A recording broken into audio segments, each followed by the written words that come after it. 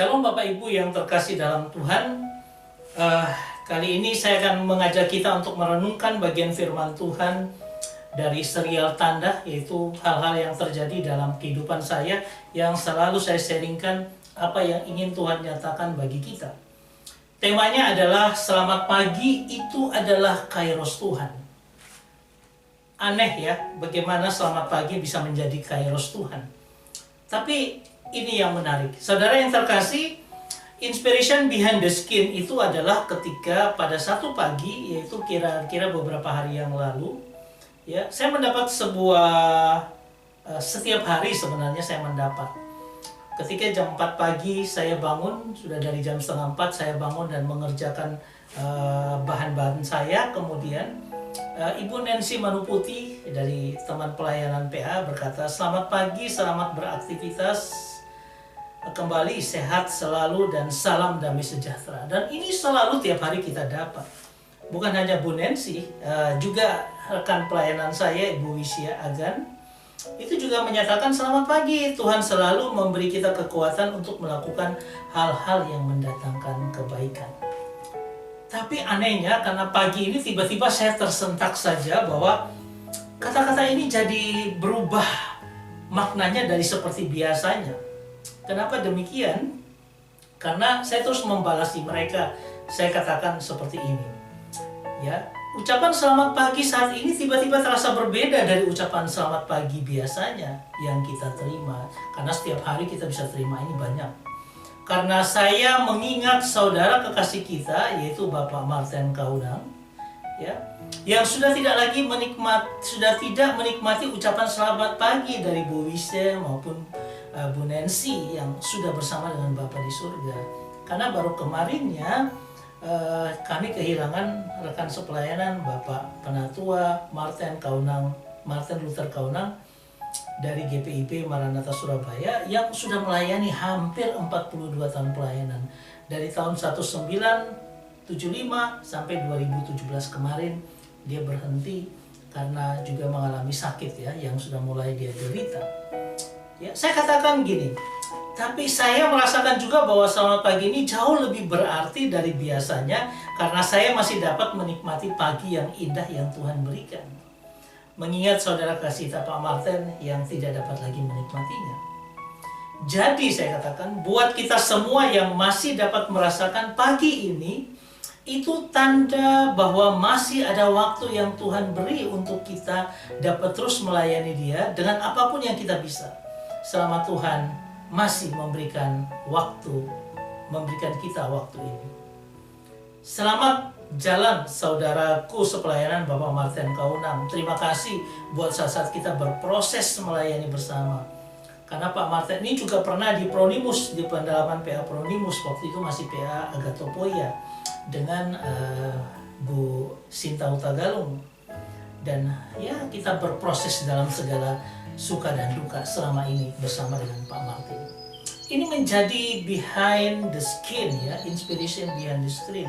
Karena apa? Saya mau kita merasakan apa arti selamat pagi itu. Saudara yang terkasih, ini teman kami Bapak Martin yang kemarin saya potret, dihantar oleh teman-teman presbiter, masukkan ke dalam gereja, kita ibadah bersama di dalam gereja bersama dengan keluarga untuk melepaskan beliau yang sudah melayani luar biasa selama 42 tahun ya di GPIB Maranatha. Saya sendiri kurang lebih 20 tahunan saya melayani, tapi dia sudah 42 tahun, 2 kali lipatnya, luar biasa.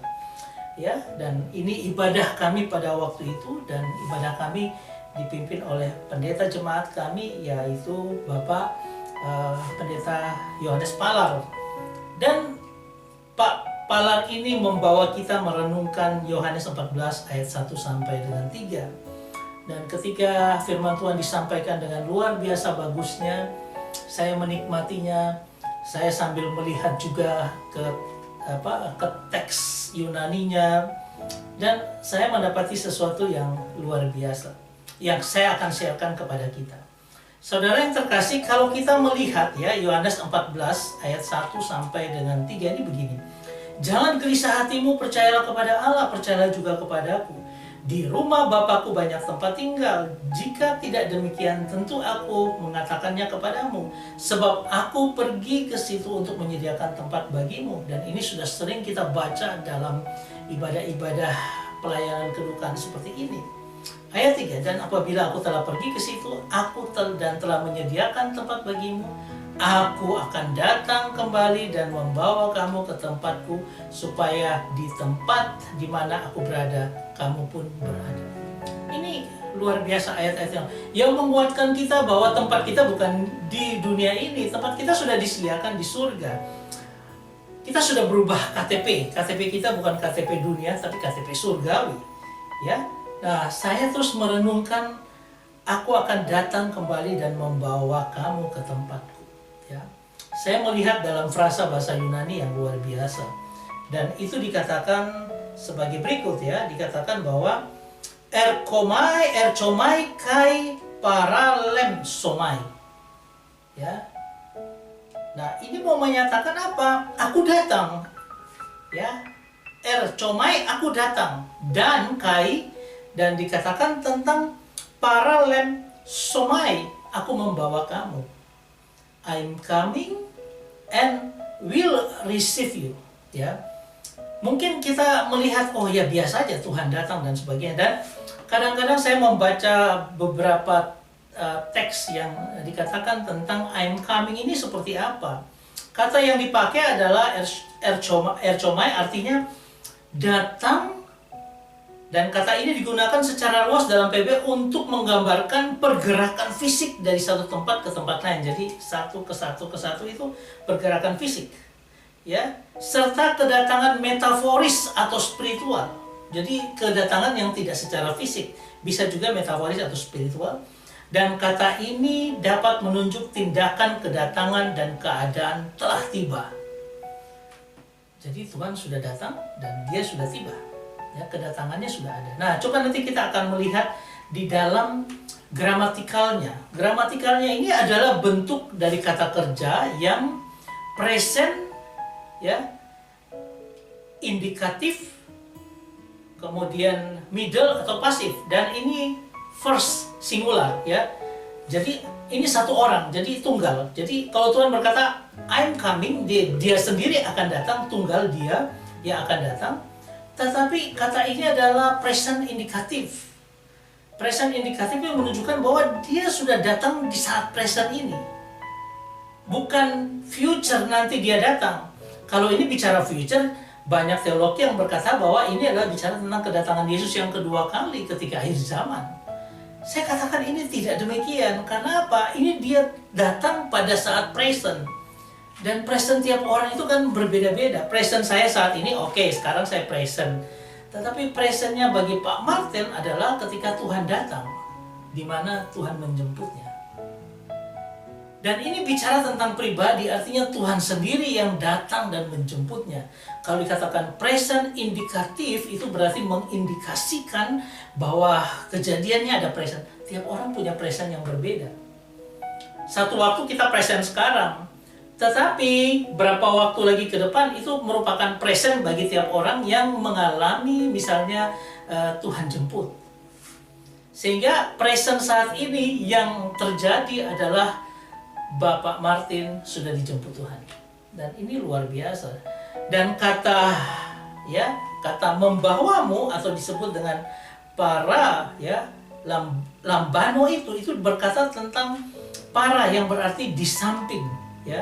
Sedangkan lambano itu mengambil atau menerima, menggambarkan tindakan mengambil atau menerima sesuatu atau seseorang. Seringkali dengan implikasi membawa serta atau menemani. Dan kata ini dapat menunjukkan pengambilan secara fisik membawa seorang bersama. Jadi ini adalah Tuhan datang dan mengambil. Ya. Jadi kalau kita melihat seperti ini berarti presentnya dialami oleh Pak Martin. Tetapi yang uniknya bahwa membawa itu nanti adalah future indikatif middle pasif. Ya, artinya apa? Tuhan nantinya akan membawa ke surga. Tapi Tuhan jemput sekarang, kalau menurut pemahaman teologi saya, Tuhan menjemput dan membawa dia ke pengadilan tahta Kristus, di mana dia akan menerima upah yang sesuai dengan apa yang dia kerjakan di dunia ini. Dan nantinya ketika Yesus datang kedua kali dengan para orang-orang kudus, dia akan membuat Yerusalem baru untuk kita. Dan itu Yerusalem itu adalah tempat yang dia sudah sediakan untuk kita. Jadi ada kata present maupun future dalam satu kalimat yang sama.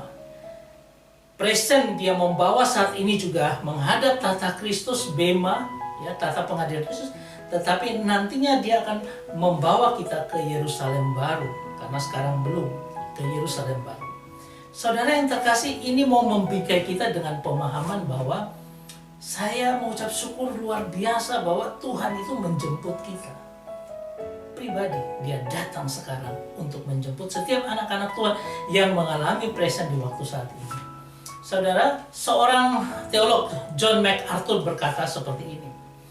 Uraian ini tidak menggambarkan Kristus datang ke bumi bersama orang-orang kudus untuk mendirikan kerajaannya. Ya, artinya apa? Ini bukan akhir zaman di mana Tuhan datang, tetapi membawa orang-orang percaya dari bumi untuk tinggal di surga.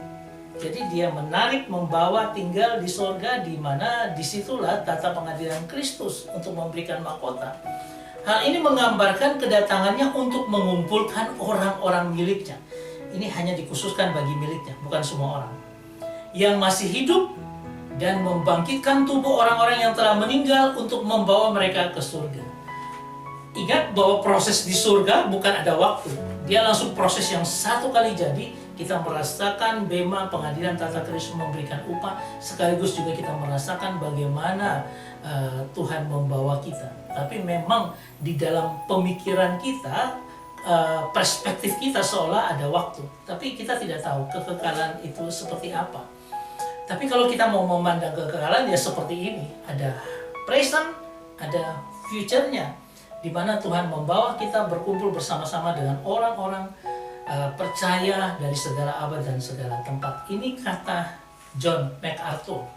Ya, dan sehingga saya mengingat bahwa ada dua saudara sepelayanan saya yang sudah meninggal, yaitu Pak Martin, dan 2023 kemarin itu Pak Rudi Penomban. Dan dua-dua ini orang-orang yang luar biasa dalam pelayanan di GPIB Maranatha. Banyak orang mengenal mereka sebagai orang-orang yang memiliki wawasan pelayanan yang luar biasa. Ya, baik Pak Martin maupun Pak Rudi Penomban. Tapi mereka sudah pergi dan kita tidak tahu waktu kita kapan. Tapi ya, kita akan bersama-sama dengan Kristus di surga suatu saat nanti. Ketika present itu datang kepada kita dan Tuhan datang menjemput kita. Ya, selamat jalan Pak Martin, sudah berbahagia bersama dengan Pak Rudi Penomban. Ya, saya berharap ini membuat kita menghargai betul selamat pagi yang Tuhan selalu berikan dalam kehidupan kita. Dan biarlah menjadi berkat dalam hidup kita. Supaya Pak, kita semakin bertumbuh dalam pelayanan, semakin giat dalam pelayanan. Apa yang kita bisa lakukan, lakukanlah. Walaupun mungkin hanya untuk mendoakan orang, lakukan itu. Tuhan memberkati kita semua. Amin.